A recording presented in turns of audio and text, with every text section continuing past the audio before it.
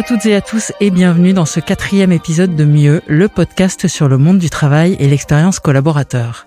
Avec l'essor des nouvelles technologies et la démocratisation du travail à distance, les entreprises et leurs collaborateurs n'ont jamais été aussi intéressés par les évolutions des modes de collaboration et les innovations qui y sont associées. Dans un monde où l'on honore la productivité tout en appelant chacun à veiller à son équilibre vie professionnelle, vie personnelle, ces nouveaux modes de collaboration seraient-ils la matérialisation d'une solution rêvée ? Et si ça n'est pas le cas, alors que recherche-t-on avec eux ? Nous accueillons aujourd'hui Luc Breton, CEO et fondateur de Purpose for Good, qui va nous aider à répondre à la question suivante. Pourquoi se passionne-t-on pour les nouveaux modes de collaboration ? Bonjour Luc Breton. Bonjour Nadège. Qu'est-ce qui a évolué ces dernières années sur le plan de la collaboration en entreprise ? Il y a une comète qui est arrivée dans l'économie, qui est Internet, qui a rendu à hauteur d'un clic, à distance d'un clic, toute information accessible et toute personne sur la planète accessible modulo les décalages horaires. Et donc ce tsunami technologique, et il génère des changements comportementaux majeurs dans le monde du travail et dans la société. La collaboration aujourd'hui, elle est extrêmement facile. Le don d'ubiquité procuré par cette nouvelle technologie a tendance à laminer les hiérarchies, à laminer l'accès à l'information qui autrefois était l'apanage des grandes institutions, des grands donneurs d'ordre. On broadcastait l'information, c'est-à-dire que les gens puissants envoyaient l'information vers tous. Aujourd'hui, n'importe qui peut envoyer l'information vers tous. Un inconnu peut sortir de la lumière en attaquant une marque et en faisant dévisser son cours de bourse, en révélant quelque chose qui est honteux ou qui n'est pas très reluisant pour une marque. Et donc, cette capacité de s'organiser en groupe qui peuvent se constituer et se défaire en un clic est tout à fait inédite dans l'histoire de l'humanité et procure aux hommes finalement un pouvoir qu'ils n'avaient pas jusqu'à présent et donc qui aplatit nettement les organisations et leur donne une agilité incroyable. Et qui fait éventuellement évoluer les modes de gouvernance. Oui, alors lorsque des masses de personnes sont capables de se coordonner, effectivement, ça leur procure donc une grande capacité d'action où qu'ils soient, et puis ça développe une intelligence collective. C'est-à-dire que les collectifs qui se constituent réfléchissent ensemble, comme on le sait, comme ça a été montré par plusieurs travaux de recherche, dont ceux d'Emile Servan-Schreiber dans Super Collectif. La mise en réseau de cerveaux génère une intelligence collective très supérieure à la somme des capacités cognitives de chaque individu. Et donc, ces collectifs qui se mettent à travailler ensemble, qui ne se connaissent pas forcément avant, produisent quelque chose d'incroyable et génèrent une certaine forme de démocratie, c'est-à-dire une capacité à trouver des meilleures solutions parce qu'on réfléchit à plusieurs et il n'y a pas un grand timonier qui décide pour les autres. Et donc, cette capacité de développer l'intelligence collective produit des bons résultats, des meilleurs résultats que lorsque une seule personne décide pour tout le monde. En optimisant sans cesse nos modes d'organisation, en les mettant au centre de nos discussions, qu'est-ce qu'on cherche ? Est-ce qu'on essaye de soigner une insatisfaction, de réparer quelque chose qui ne fonctionne pas ? Ou est-ce qu'on cherche tout simplement à être mieux au travail ? Aujourd'hui, les gens au travail ressentent massivement des frustrations depuis de longues années. Le capitalisme tel qu'on le connaît aujourd'hui, il a été formidable parce qu'il a émancipé la société, il a créé énormément de richesses, ça fait 120 ans que ça dure et c'est formidable, personne ne s'en plaindra. Par contre, aujourd'hui, je pense qu'il est arrivé à une asymptote en termes de capacité à engager les collaborateurs. Pourquoi ? Parce que les organisations ont grandi. En grandissant, elles se sont structurées, elles ont empilé les couches de management, elles ont empilé les procédures, les protocoles, les contraintes, les règles pour essayer de gérer la complexité et les risques. Et plus elles ont fait ça, plus elles ont rigidifié, elles se sont bureaucratisées et le sens a disparu progressivement au sein de toutes ces couches hiérarchiques, ces couches napolitaines.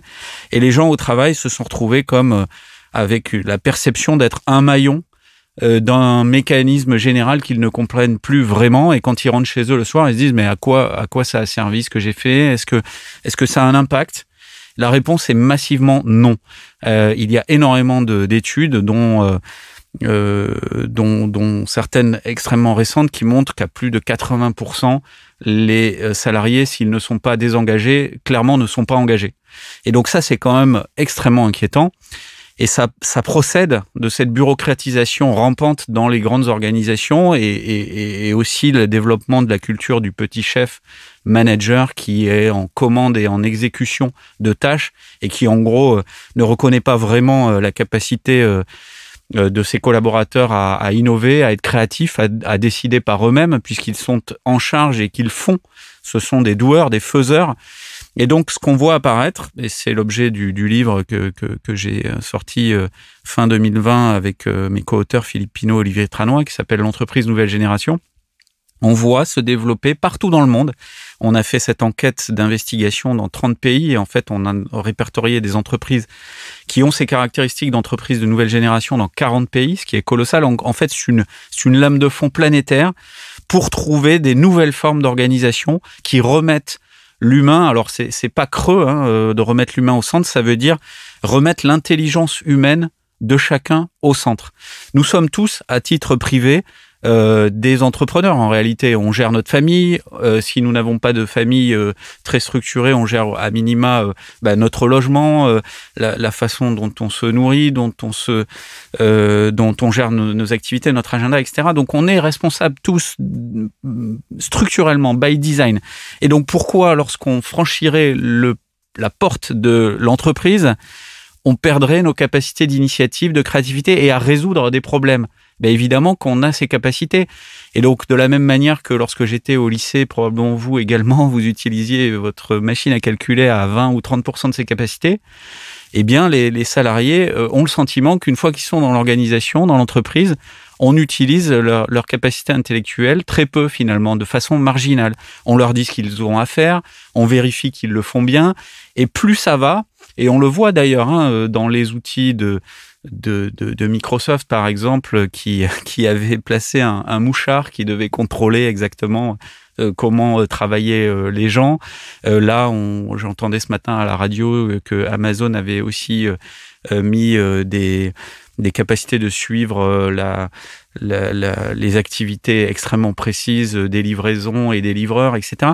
Tout ça, en fait, ça tend à aller vers un micromanagement insupportable et on tue complètement la créativité des individus, quoi. Et ça impacte, j'imagine, la vision qu'ont les collaborateurs de l'entreprise, au sens large. En fait, ça tend vers un job qui devient alimentaire, qui est déshumanisé, qui perd son sens et qui ne contribue pas vraiment à l'impact qu'ils peuvent amener, et puis à l'impact qu'ils peuvent amener aussi au-delà d'eux, à une œuvre collective qui améliore la société et l'environnement. Donc, les entreprises de nouvelle génération qu'on a interviewées et qu'on a observées,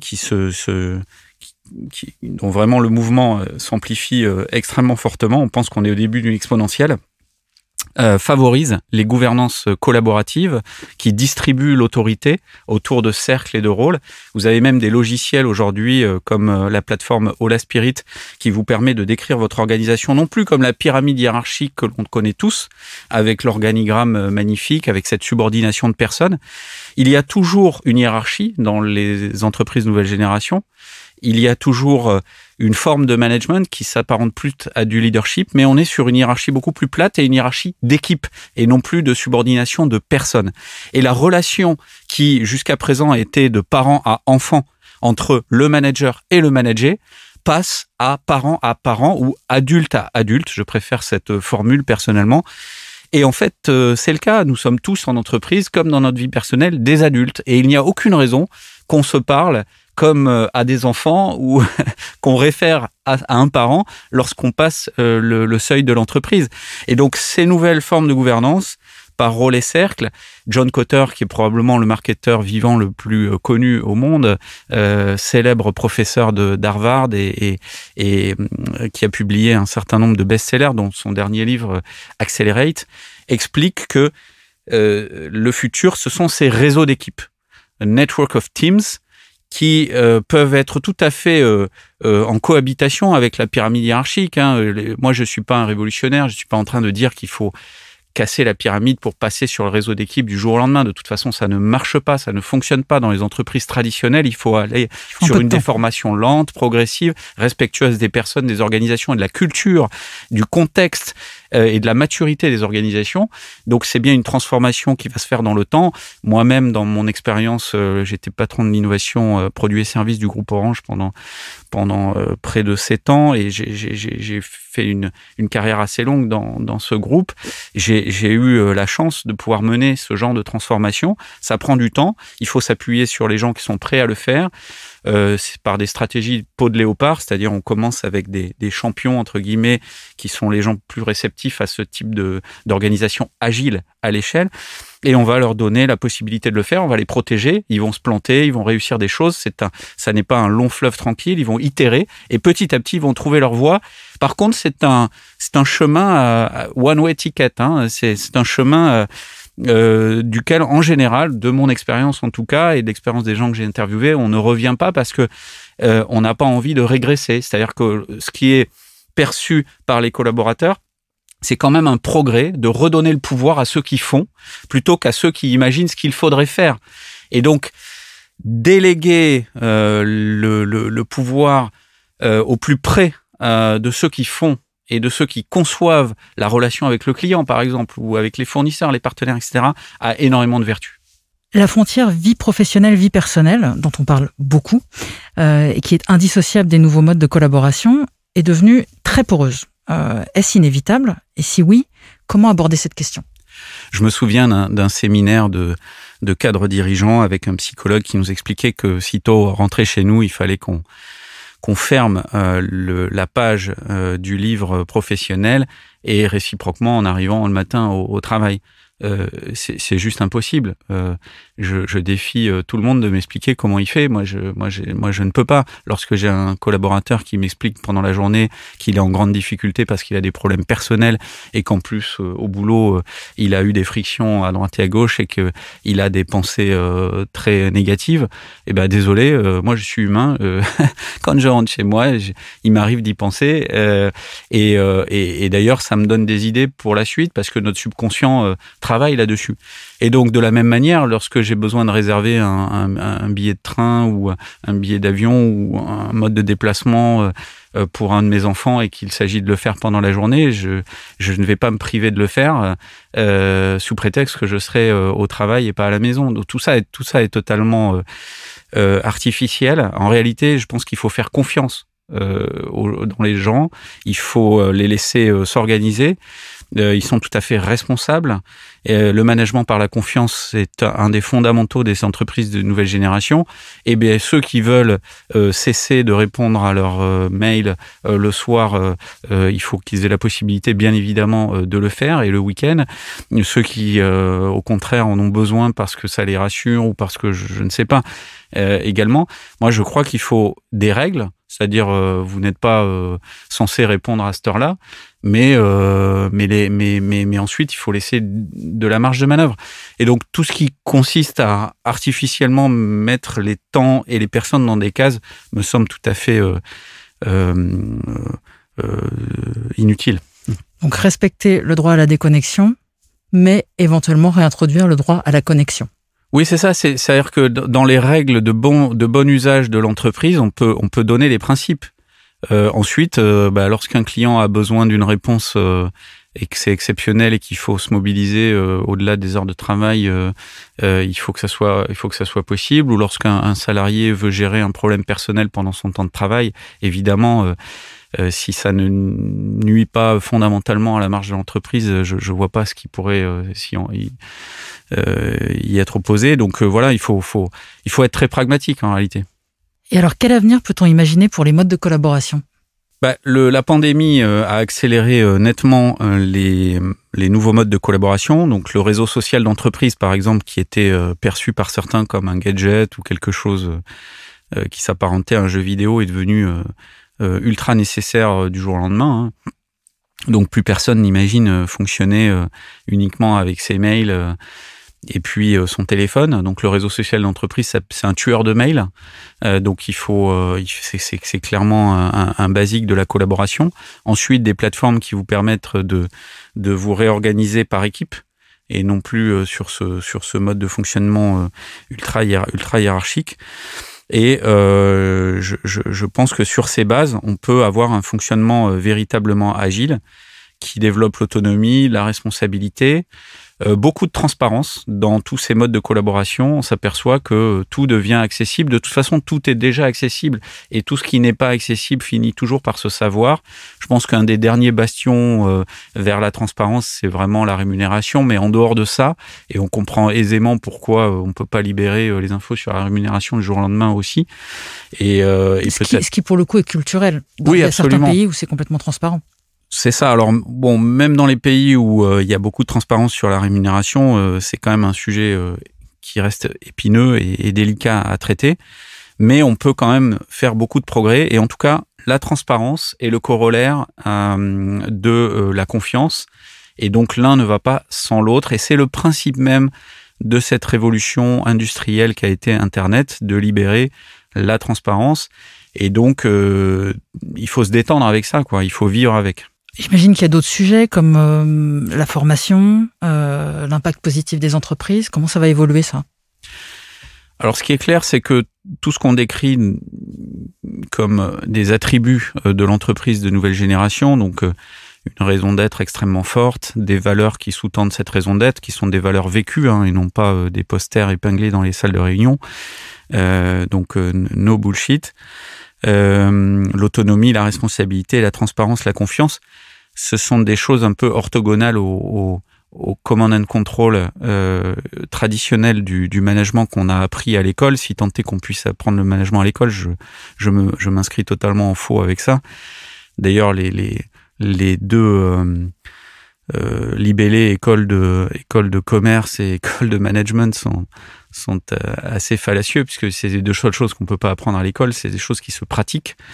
Et donc, je pense que, par contre, il faut une réforme clairement au niveau de l'enseignement pour aller vers ces modes de collaboration, ces modes de fonctionnement en réseau d'équipe qui, aujourd'hui, sont assez absents des rôles modèles de l'entreprise et qui sont inventés plutôt par des entreprises nouvelles qui sont d'ailleurs qui ont beaucoup de succès. Et ce que je prétends, c'est une des thèses du livre L'entreprise nouvelle génération, c'est qu'il y a un lien consubstantiel, structurel, extrêmement fort entre la raison d'être d'une organisation et sa capacité à travailler en mode agile. C'est-à-dire que si vous avez une raison d'être à impact positif sur la société et l'environnement, ce qui est aujourd'hui l'aspiration de beaucoup de générations, pas seulement les nouvelles, J'ai plus de 40 ans et j'aspire totalement à m'impliquer toute ma journée dans une organisation qui a un impact positif. Eh bien, on imagine assez mal que cet impact puisse être optimum si on est organisé à l'ancienne avec cette fameuse relation parent-enfant. Et donc, le réseau d'équipe, de ce point de vue-là, et la décentralisation de l'autorité sont une énergie formidable pour précisément permettre à chacun de s'exprimer dans l'organisation et aller vers cet objectif positif, d'impact positif de l'organisation. Et réciproquement, si vous êtes organisé sur des modes agiles, qui est le mode le plus efficace aujourd'hui dans l'économie de l'innovation dans laquelle nous sommes entrés avec Scrum, qui est apparu dans la Silicon Valley autour d'équipes de développeurs en 96-97, Lean Startup qui a élargi Scrum finalement à des populations de marketeurs et de designers en 2010 et aujourd'hui les mouvements de self-management et de décentralisation de l'autorité avec ces gouvernances partagées qui finalement amènent l'agilité à l'échelle de toute l'organisation, eh bien tous ces modes-là, ils favorisent des purposes ou des raisons d'être à impact positif.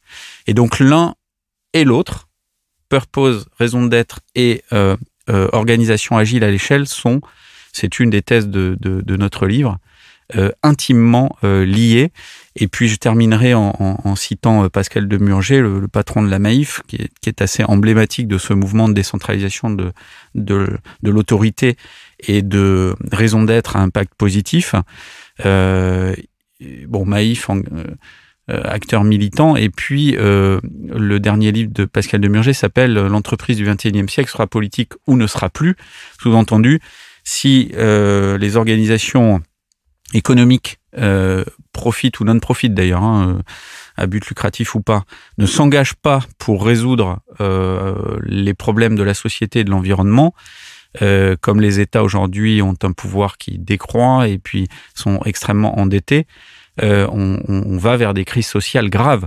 Donc je pense que c'est de la responsabilité des acteurs économiques de s'emparer de ces sujets et d'allier une profitabilité qui n'est pas tellement discutable, parce que si vous voulez payer des salaires et puis développer un business, il faut évidemment qu'il soit profitable, mais ça ne suffit plus. On ne peut pas s'en suffire, en tout cas, se suffire de cela. Il faut aller vers des actions qui ont un impact social, environnemental extrêmement clair. Lorsqu'on parle de ces nouveaux modes de collaboration, quels sont précisément les points de vigilance que l'on doit garder en tête ? Alors c'est une question extrêmement intéressante. Je vous remercie vraiment d'aborder ce point parce que là on se dit c'est super, on a les critères, les attributs de l'entreprise nouvelle génération, il n'y a plus qu'à. De manière non dogmatique, soyons clairs, il n'y a pas une méthode qui vaut pour tous. Il faut adapter les méthodes. Il y a plusieurs méthodes pour faire ce que j'ai décrit précédemment. Par contre, j'ai expliqué dans mon propos au début que, en répondant à votre première question, je crois que tout cela arrivait, ces changements de comportement massifs arrivaient sous l'impact de la révolution Internet.